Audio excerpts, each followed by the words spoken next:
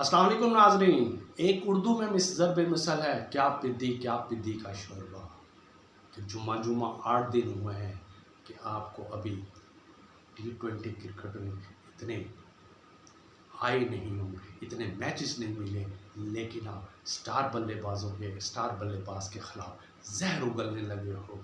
ये आपके अल्फाज नहीं, आपके पर अंदाज़ा हो रहा है कि कहा किसी और ने, ज़बान किसी और ने निकली। मोहम्मद हारिस का बयान जो बाबर आज़म के ख़िलाफ़ था कि बाबर आज़म T20 में सुस्त बैटिंग का मुज़ाहरा कर रहे हैं और उन्हें अपनी बैटिंग पर तवज्जो देनी चाहिए, उनका स्ट्राइक रेट पर तवज्जो देनी चाहिए।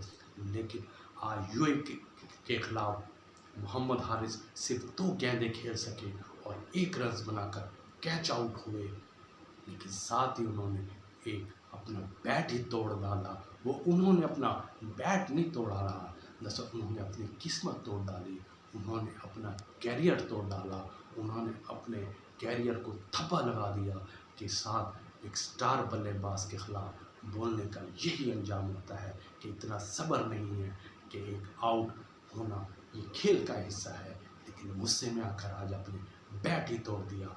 दूसरी तरफ पेशावर में इमरान खान क्रिकेट स्टेडियम में सलाब ज़िद्दान के लिए इम्दादी मैच खेला गया, जो पेशावर ज़ल्मी और लेजेंड क्रिकेट टीम के ख़िलाफ़ था और पेशावर ज़ल्मी के कप्तान बाबर आज़म मौजूद थे।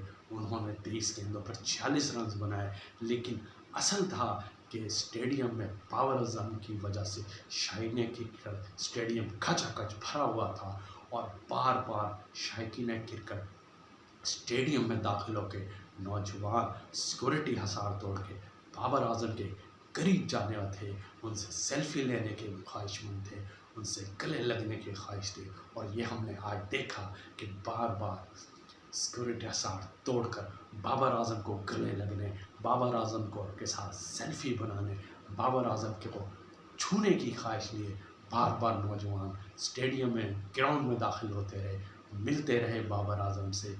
ये थी स्टार से मोहब्बत जो आज हमने देखी। वो T20 क्रिकेट में से बाबर आज़म को निकाल दिया गया है, लेकिन साथ ये भी साबित हो गया है कि बाबर आज़म अवाम के दिलों से नहीं निकले।